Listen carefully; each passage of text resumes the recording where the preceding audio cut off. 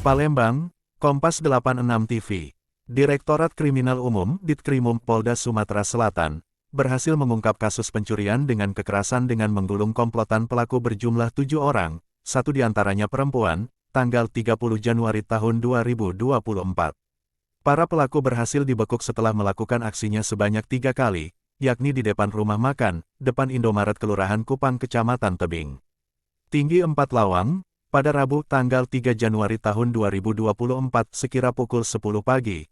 Korban Hengki Tomasila, seorang ASN, tidak hanya kehilangan uang 131 juta saja, namun juga mengalami luka tusuk di dada, tangan dan punggung akibat dihajar pelaku menggunakan senjata tajam.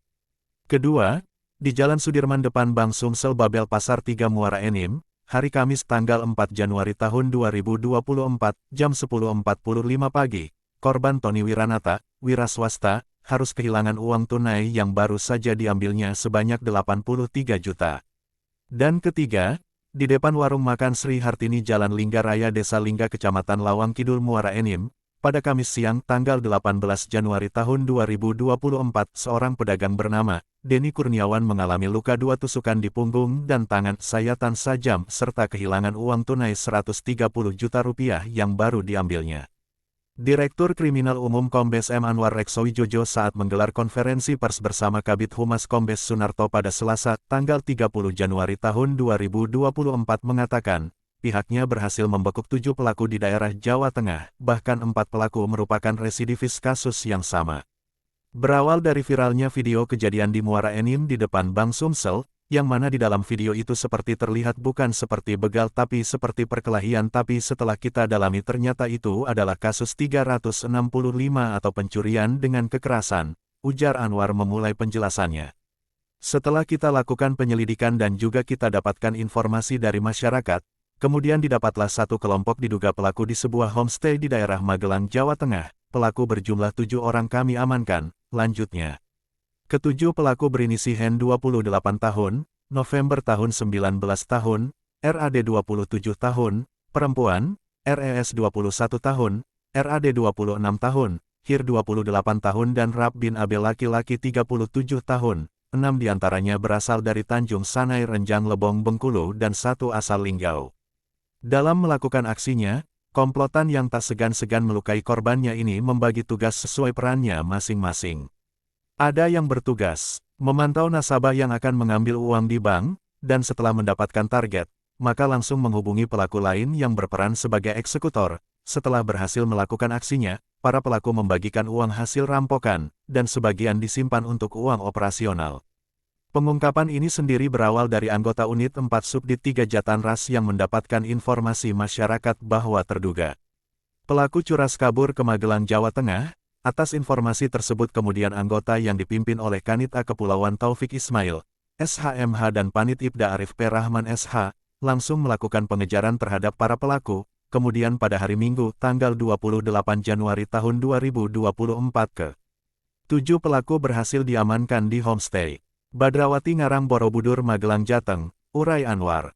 Dari keterangan para pelaku membenarkan telah melakukan aksi kejahatan di TKP Lawang Kidul Kabupaten Muara Enim dengan hasil sebesar 131 juta rupiah dan di TKP 4 Lawang dengan hasil sebesar 83 juta rupiah, serta melakukan pencurian dengan pemberatan di TKP depan Bank Sumsel Babel Kabupaten Muara Enim dengan hasil sebesar 130 juta rupiah jadi total 344 juta rupiah lanjutnya. Dari pengungkapan ini, polisi mengamankan barang bukti 4 buah sepeda motor, 6 buah helm, sebilah senjata tajam, pecahan busi yang digunakan untuk memecah kaca mobil dan kunci letter Y untuk memecah kaca mobil. Tersangka dijerat pasal 365, ayat 1 dan ayat 2, kedua dan keempat KUH Pidana dengan ancaman hukuman maksimal 12 tahun penjara. Rudi Hartono M., Korlip Palembang, Sumatera Selatan melaporkan. Maksudnya ada hubungan pasal kasih Pak Jadi? Ada pasal kasih Pak Jadi? Pasangan relasi Pak Jadi? Nah, itu kalau belum tanyakan nanti kita tanyakan. Pak Jadi, cara si perempuan itu kan dia gambar. Dia menentukan calon korbannya itu seperti apa? Apa yang dilakukan selama di dalam bank? Memantau. Dia memantau orang-orang yang mengambil uang. Ya, kalau ini uang nggak mungkin lah. Ya. Bisa tahu yang bayar dari itu. kan terbuka ya, teller itu kan terbuka di bank. Ya, pada saat orang ngambil ngitung pasti uang terlihat, gitu ya. Nah itulah yang mereka pantau, yang mereka ikuti dan menjadikan target.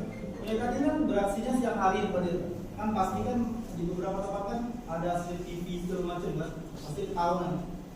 Yang menjadi dasar mereka kok melakukannya di siang hari kan dengan wajah yang jelas, nggak tertutup pakai sabun segala macam, apa ya? Pelaku yang viral di Lawang ya, salah satu korban adalah seorang ASN Pak Hengki Tomasila ya. Dia mengalami 3 luka tusuk di tangan, kemudian di punggung dan di dada. Kenapa di tangan ini? Karena dia sempat tarik-tarikan menarik tas itu, kemudian dia mempertahankan tas, kemudian terluka tangannya. Informasi ini masih hubungan keluarga berapa orang pelaku? Ya, jadi ini yang membuat kita semua miris ya. Dari ke-7 pelaku, ternyata 5 diantaranya itu ada yang berhubungan talian darah, masih keluarga ya, antara ponakan dengan pamannya, dengan omnya gitu. Ada 5 orang dari daerah Rejang Lebong, yang satu diantaranya tersangka yang perempuan tadi. Ya, informasinya juga rata-rata residivis ini. Ya, Rata-rata residivis ini. ya, 4 diantaranya adalah residivis. Diantaranya panjangnya. Hen itu tahun 2017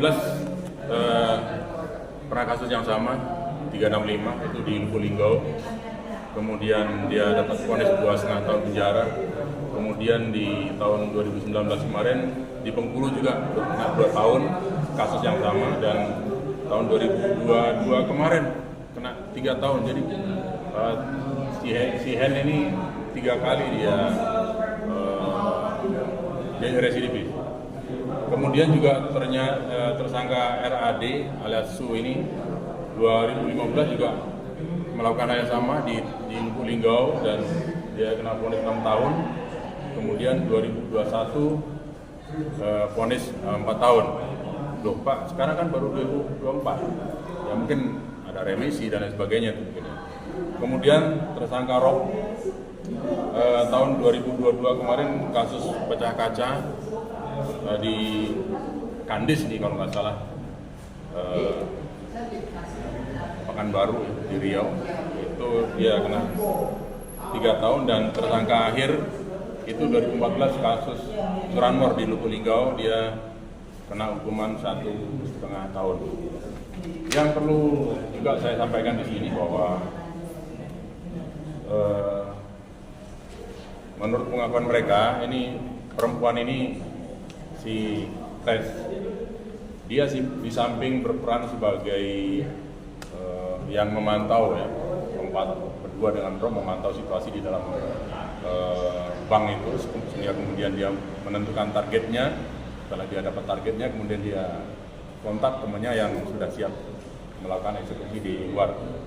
Mereka masing-masing mengaku mendapatkan bagian rata-rata 44 juta rupiah. Kecuali si Nok ini dia ikut sekali, dia dapat bagian 19 juta, kemudian si Res sendiri mendapat 37 juta, kemudian ada uang sisa ini yang mereka pergunakan untuk biaya operasional ya, ini yang dipegang oleh si Res itu. Jadi sepertinya kegiatan mereka ini sudah terorganisasi dan sedemikian rupa mereka membagi peran sehingga bisa memuluskan aksinya.